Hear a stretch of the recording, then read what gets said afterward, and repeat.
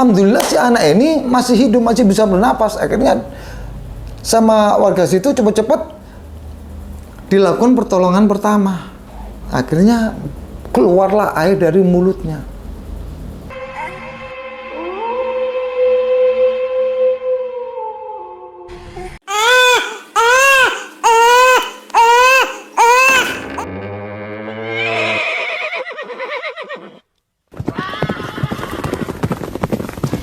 Ada dan tiada.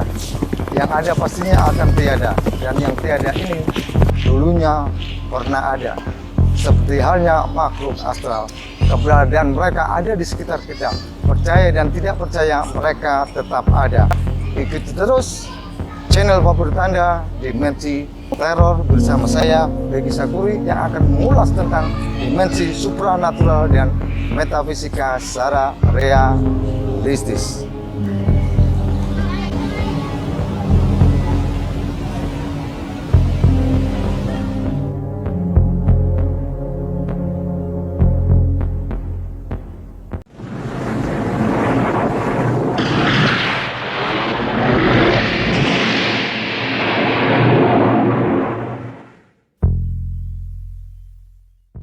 Assalamualaikum warahmatullahi wabarakatuh. Salam teror.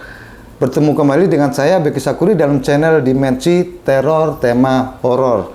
Sebelum masuk pada materi, seperti biasa pesan saya, jaga kesehatan, berpikiran positif, dan hindari kegagalan, karena kegagalan bukanlah opsi.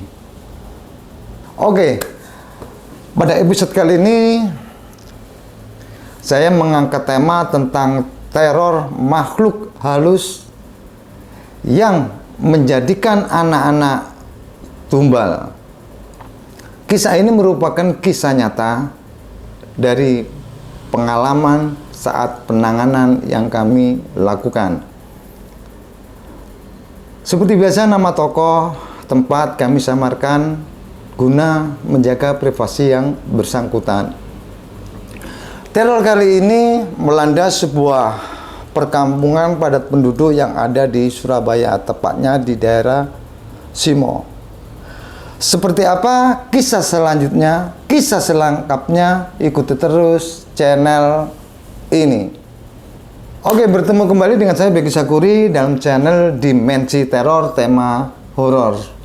Seperti yang saya sampaikan di awal, bahwa teror ini melanda sebuah kampung yang ada di daerah Surabaya, tepatnya di daerah Simo. Kejadiannya tahun 2001. Sebenarnya sudah lama kejadian ini. Tapi kenapa kami dan tim kreatif mengangkat kembali? Tujuannya sebagai pelajaran, sebagai pengingat, supaya hal-hal seperti ini tidak terjadi lagi pada masyarakat. Saat mengulas tema ini sebenarnya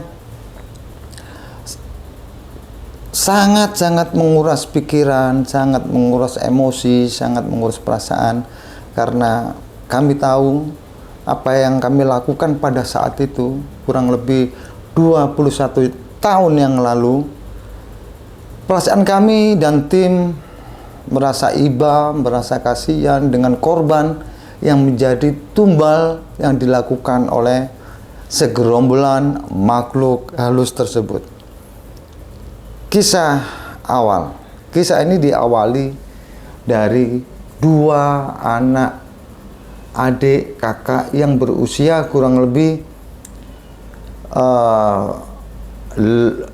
kelas 5 itu berarti berapa? 10 tahun ya? 10 tahun, dan adiknya usia 8 tahun. Yang pertama kakaknya laki-laki bernama Doni, dan adiknya sebut aja namanya Dini. Perkampungan Simo adalah perkampungan padat penduduk. Saat itu terjadi hujan deras, sangat deras sekali. Doni dan Dini ini, kenapa saya mengatakan saat mau mengulas ini, ingatan saya mengulang 21 tahun yang lalu, penuh dengan perasaan-perasaan yang bergejolak, karena kasihan melihat korban-korban ini. Doni dan Dini bisa dikatakan tumbuh dari keluarga yang biasa-biasa aja. Bapaknya bekerja, terus karena kemungkinan kurang untuk memenuhi segala kebutuhan, akhirnya ibunya juga bekerja pula. Sejak kecil mereka berdua mau nggak mau diajari mandiri. Saat pulang sekolah mereka juga pulang sendiri, makan sudah disiapkan sama ibunya. Anyway, kembali lagi ke suasana saat sebelum kejadian teror melanda kampung tersebut. Setelah hujan deras, hujan tidak langsung berhenti, tapi rintik. Mereka berdua bermain seperti pada umumnya anak kecil, main di teras, sedangkan adiknya di ruang tamu. Pelan-pelan si Doni ini mendengar suara seperti jaranan itu kuda lumping. Dang dong. Setelah didengar-dengar, hilang. Samar-samar kelihatan lagi. Terdengar lagi suara itu. Seperti itu. Akhirnya, karena seringnya mendengar gamelan itu, konsentrasi di si Doni ini semakin dikuatkan untuk mendengar dari arah mana suara itu. Setelah diamati, ternyata suaranya berada tepat di sebelah barat rumahnya. Kurang lebih 300 dari rumahnya sebelah barat ini ada sebuah sungai. Sebuah sungai lebarnya kurang lebih 3 meter. Karena situasi hujan deras sampai airnya meluber, bagi masyarakat yang bukan masyarakat itu susah untuk membedakan mana sungai, mana jalan. Kembali ke Doni. Setelah Doni jelas mendengar ada suara gamelan jaranan, kemudian dia memberitahu adiknya, Dini, ya mas, sini Din. Dipanggillah si adiknya ini. Din, kamu dengar gak suara ini? Suara apa mas? Ini loh suara jaranan. Enggak. Terus dikuati lagi dengan argumen-argumennya. Doni, masa kamu gak dengar? Enggak. Ini loh jelas. Akhirnya adiknya ini turut konsentrasi mendengarkan sesuai instruksi dari kakaknya, arahan dari kakaknya. Iya mas, di sebelah barat kayaknya ya. Iya kayaknya. Akhirnya si Doni ini mengajak adiknya untuk mencari asal suara tersebut. Nah, sobat teror, ini masukan. Apabila kita mendengar sebuah gamelan atau suara-suara yang berbau tradisional, yang berbau mistis, sedangkan hal itu tidak masuk nalar, jangan diikuti. Seperti kejadian saat itu. Mana ada hujan deras, setelah hujan deras, rintik-rintik ada orang nanggap jarang kepang, kan nggak mungkin. Tapi karena ini anak kecil, akhirnya mereka tidak memikirkan hal-hal yang tidak masuk akal, nalurinya mengikuti apa yang ada di pikirannya. Sebenarnya gamelan ini membawa efek negatif, gelombang negatif yang akhirnya masuk pada alam bawah sadar mereka berdua ini. Semakin dia konsentrasi, semakin dia masuk pada gelombang yang dibuat oleh makhluk gaib ini. Akhirnya mereka memutuskan untuk mencari suara tersebut. Keluarlah Doni dan Dini ini keluar rumah menuju ke arah barat.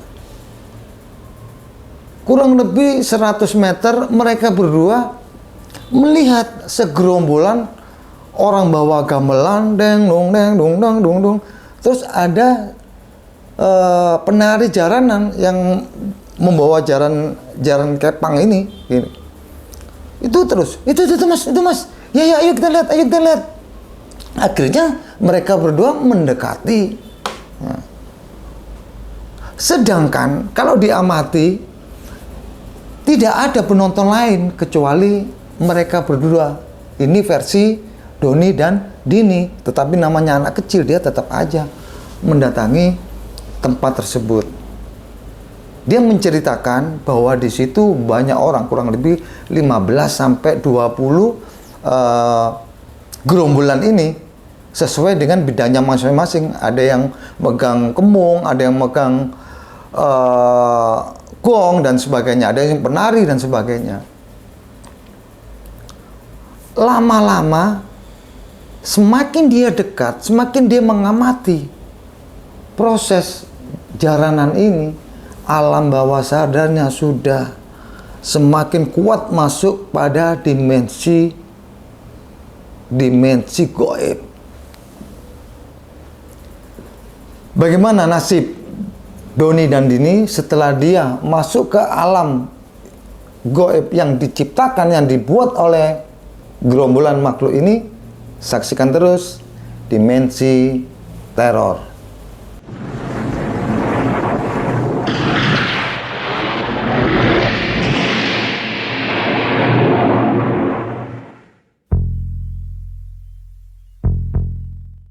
Oke, masih bersama saya Beki Sakuri dalam channel Dimensi Teror, tema horor. Seperti janji saya, apa dan bagaimana nasib dari Doni dan Dini ini saat dia masuk pada ruang lingkup dimensi gaib yang dibuat oleh gerombolan makhluk halus ini. Seketika si Dini ini menjerit di saat dia keluar dari dimensi gaib yang diciptakan oleh makhluk ini. Ternyata kaki Dini ini masih di tanah, sedangkan kakaknya Doni ini di atas sungai. Bisa dibayangkan bahaya apa yang akan menimpa si Doni. Menjeritlah si Dini ini setelah tahu kakaknya ini masuk ke dalam sungai yang airnya sedang meluber. Tolong, tolong, tolong, tolong. Sekeras-kerasnya si Dini ini meminta tolong kepada warga yang ada di situ. Sebelumnya suasana kan sepi karena habis hujan, terus hujan rintik-rintik. Kampung memang sepi-sepi banget. Mendengar jeritan si Dini ini yang menggelegar sampai ke kampung sebelah. Mau gak mau masyarakat situ akhirnya berbondong-bondong mendekati si Dini ini. Ada apa Din? Ada apa Din? Kakak, kenapa kamu? Kakak kejebur. Akhirnya karena airnya itu meluber, ada yang berani dan ada yang nggak berani. Ternyata ada salah satu warga yang mencoba untuk turun mengukur seberapa tinggi antara dataran si sungai ini sampai ke atas. Setelah masuk ternyata kurang lebih seleher orang dewasa.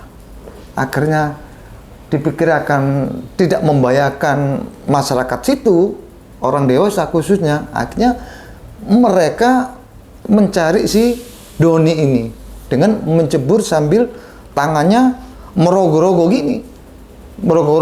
Banyak orang mencari pencarian. Akhirnya dari kejauhan dari titik kumpul ini ada yang menarik, perasaannya ada yang memegang kaki anak kecil. Setelah diangkat, dia bilang, ini ada kaki ini. Mungkin Doni ini, cepat tarik. Akhirnya ditariklah si kaki ini, jebret. Setelah kakinya keangkat, karena waktu mencari ini dia tidak tahu apa kaki atau tangan, tapi perasaan dia kaki. Akhirnya setelah diangkat, ternyata bukanlah Doni yang dicari, Ternyata anak kamu sebelah. Alhamdulillah si anak ini masih hidup, masih bisa bernapas. Akhirnya sama warga situ cepat-cepat dilakukan pertolongan pertama. Akhirnya keluarlah air dari mulutnya. Sampai tersengal-sengal bisa terselamatkan. Terus di mana Doni ini? Padahal yang dicari Doni, ternyata yang dapat anak lain bukan Doni ini. Bisa disimpulkan bahwa pada saat itu gerombolan makhluk halus ini sudah mengincar target 3 anak kecil. Yang satu Doni, yang satu Dini, dan yang satu sebut saja Rahmat. Tapi Dini bisa diselamatkan, sedangkan Rahmat ini juga bisa terselamatkan. Doni ini yang belum ketemu. Semakin banyak orang berkumpul, semakin banyak dilakukan pencarian. Setengah jam, 1 jam tidak menemukan hasil. Akhirnya inisiatif pengurus kampung untuk menelpon dinas terkait supaya bisa menolong si Doni ini, walaupun kecil kemungkinan bisa terselamatkan, karena di saat dia tercebur sama dilakukan pencarian sudah berjam-jam. Akhirnya datanglah bantuan dari Angkatan Laut. Dia bawa tabung penyelam. Setelah tahu kondisi sungainya tidak memungkinkan, akhirnya tidak terpakailah si tabung ini. Dicari secara manual sama warga situ. 3 jam belum ketemu. Sampai ada yang mempunyai inisiatif, dicegat nang Asemrowo, dicegat Asemrowo, karena sungai yang ada di Simo ini mengalirnya sampai ke jauh, sampai ke Asemrowo dekat Dupa. Sedangkan tempat Simo sama Dupa itu begitu jauh. Disisirlah sungai, sepanjang sungai ini. Sampai ada yang ngepost di Asemrowo. Asemrowo itu sungainya sangat-sangat besar. Memang air di situ lajunya nanti ketemu di situ. Sampai maghrib, sampai isya belum ditemukan. Sedangkan kejadiannya kurang lebih jam 3:30 sore. Sampai malam belum ketemu. Akhirnya ada salah satu warga yang punya inisiatif, gimana kalau kita ini memakai tabu-tabuan, karena seingat saya di seiku jari mbah-mbahku, kalau ada sesuatu sih nggak masuk akal, kita tabu ya, kita tabu dungdang, barangkali ada hasil. Sobat Teror, bagaimana kelanjutan kisah pencarian masyarakat Simo untuk menemukan jasad dari Doni? Ikuti terus channel berikut ini.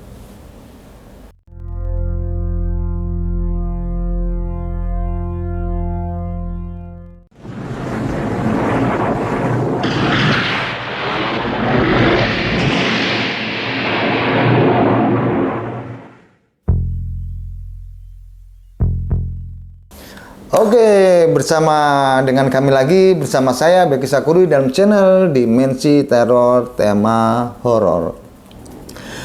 Saya lanjutkan kisah ini.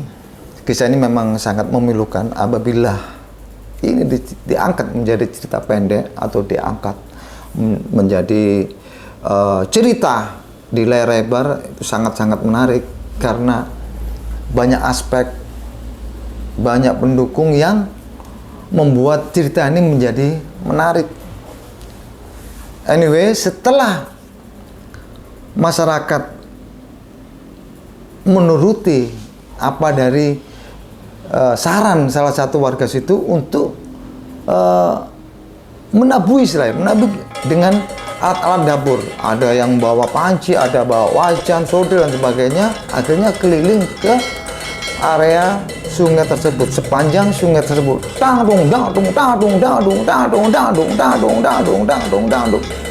Kurang lebih setengah jam sampai 45 menit. Ternyata benar. Setelah banyak tabu-tabuan itu, jasad Doni keluar dari air yang tidak jauh dari saat dia kejebur. Aneh dan nyata. Padahal masyarakat sudah mencari di situ berjam-jam sesuai dengan arahan dari adiknya Dini. Dini tadi bercerita bahwa kakaknya jatuh di sebelah sini dan sebelah situ diubek-ubek sampai beberapa jam, tidak ada hasilnya, tidak menemukan apa-apa. Tapi setelah ada tabuan-tabuan itu, muncullah jasad. Diangkatlah jasad Doni. Padahal secara logika, siapapun yang kejebur di sini seumpama dan dia meninggal di sini, pasti jasadnya akan terbawa arus. Apalagi ini 4-5 jam. Tapi jasadnya tidak jauh dari dia kecebur itu. Gemparlah warga Simo dengan kejadian tersebut. Akhirnya sesepuh kampung menyuruh menghubungi kedua orang tua dari Doni dan Dini ini. Orang tuanya datang, menangis melihat jasad anaknya. Sedangkan Dini ini termenung. Dia merasa ikut bersalah. Kenapa kok mengikuti ajakan kakaknya? Dia terdiam. Dia judek karena banyak sekali pertanyaan-pertanyaan. Setiap orang mesti bertanya, kok emang ya apa kejadian nih Din? Ya apa Din iku mang Din? Kok iso Din? Dan sebagainya dan sebagainya. Dini hanya terdiam dan menangis. Namanya kecil, kelas 3 SD. Bisa dibayangkan usia segitu mengalami kejadian tragis, apalagi yang dialami oleh kakaknya. Setelah dilakukan pemandian, dimandikan, si Doni ini akhirnya besoknya dimakamkan tidak jauh dari rumahnya. Setelah kejadian tersebut, inisiatif orang kampung menangkap sinyal-sinyal bahwa kejadian-kejadian ini, rentetan-rentetan ini sepertinya ada sesuatu yang ganjil dan tanya. Dia menyarankan, dia kumpul warga. Sepertinya ada sesuatu yang ganjil dari peristiwa yang dialami Doni ini. Terus gimana Pak? Terus iya Pak, terus sepertinya seperti itu. Karena dilihat dari kejadiannya, di saat Doni tercebur dan ditemukan jasadnya tidak jauh dari tempatnya kecebur tadi, ini kan sudah sangat-sangat tidak masuk akal. Terus gimana? Akhirnya diputuskan mencari orang yang berkompeten di bidang ini. Kita hubungi aja pada Pondila yang memang spesialis menangani hal-hal seperti ini, sering menangani hal seperti ini, agar disetujui oleh semuanya. Sedangkan kami pada saat itu memang kebetulan setiap hari Kamis malam Jumat mengisi sebagai narasumber di IBS Teror di Surabaya. Akhirnya dihubungilah saya. Lewat saya, dia bercerita tentang kejadian dan kronologisnya. Akhirnya kami bersama tim cek ke lokasi. Padahal ceritanya saya pikir tuh sungainya besar sekali. Setelah kita datang, saya heran, sungainya yang mana? Akhirnya si pengurus kampung ini menunjuk, ini logo sungainya. Saya amati, sungainya ini kecil. Tidak seperti yang kami bayangkan, tidak seperti yang diceritakan oleh bapak-bapak bahwa sungainya besar, karena sungainya kecil. terus ditunjukkan keceburnya di sini, terus keluarnya di sini, dan keluarnya ini dengan tabuhan-tabuhan. Dari situ aja saya bisa menangkap bahwa ada aura mistis, ada aura ganjil yang dilakukan oleh makhluk jahat kepada masyarakat Simo. Akhirnya ditentukan waktu yang tepat. Warga berbondong-bondong menunggu kedatangan kami. Akhirnya tim datang dengan komposisi yang lengkap.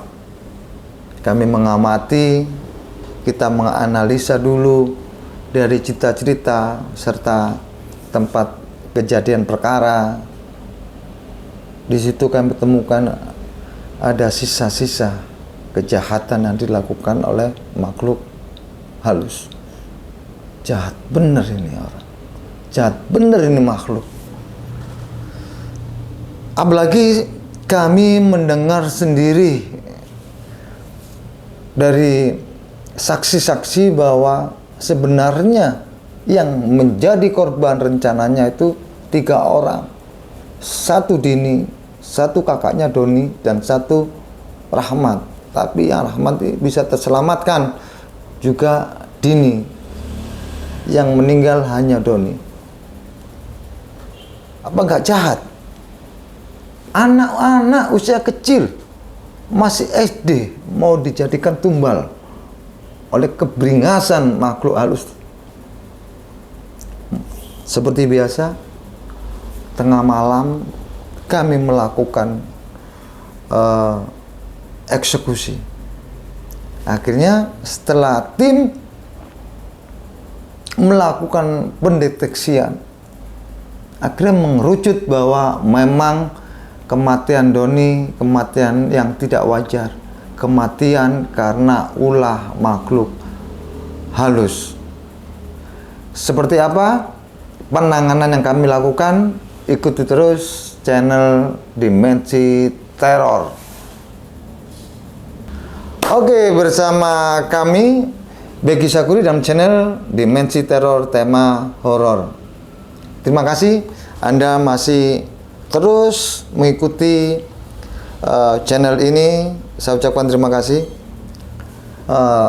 Setelah seperti saya sampaikan tadi, setelah kami berkumpul, kami memutuskan dari arah mana kita melakukan penyergapan. Karena dari pantauan kami, rombongan ini begitu banyak, kurang lebih 20 orang. Dari pengamatan kami, ternyata tidak hanya 20 orang ini aja yang ikut bermain dalam kasus kematian Doni ini. Di belakangnya ternyata ada seorang penguasa atau pimpinan dari rombongan ini. Dia memakai kayak kereta kencana, ada kudanya di depan, terus dia duduk di belakangnya seperti ratunya. Ini kurang ajar, sangat-sangat kurang ajar. Akhirnya taktik kami lakukan dengan cara apa? Kita sikat aja dulu. Kita sikat yang 20 orang ini dulu. Kita sikat, kita libas, kita eksekusi. Malam ini mereka harus digulung. Mereka harus disingkirkan dari kampung ini daripada membahayakan masyarakat yang ada di sini, terutama anak-anak. Kasihan. Akhirnya satu demi satu makhluk ini bisa kami ringkus. Sampai akhirnya yang terakhir adalah pimpinannya tadi, yang saya sebutkan, seorang putri tadi. Ini terjadi dialog antara tim dengan si putri ini. Kami tanya, apa tujuanmu ke sini? Apa maksudmu ke sini? Di kampung ini membuat onar. Versinya dia tidak membuat onar. Saya di sini adalah mencari tumbal. Tumbal buat siapa? Adalah, dia bilang gitu, ini tumbal pesanan.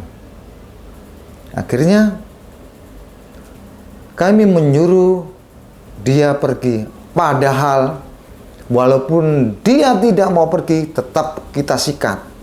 Mau nggak mau kita sikat. Ini hanya sebagai pembicaraan, ingin mengetahui motif yang sesungguhnya. Apa dia kesini dan mencari tumbal di daerah sini, itu aja. Akhirnya terkuak. Saya mau pergi apabila sudah dapat 7 nyawa. Enak betul. Kamu ngawur, saya bilang gitu. Ini nyawa, ini anak-anak.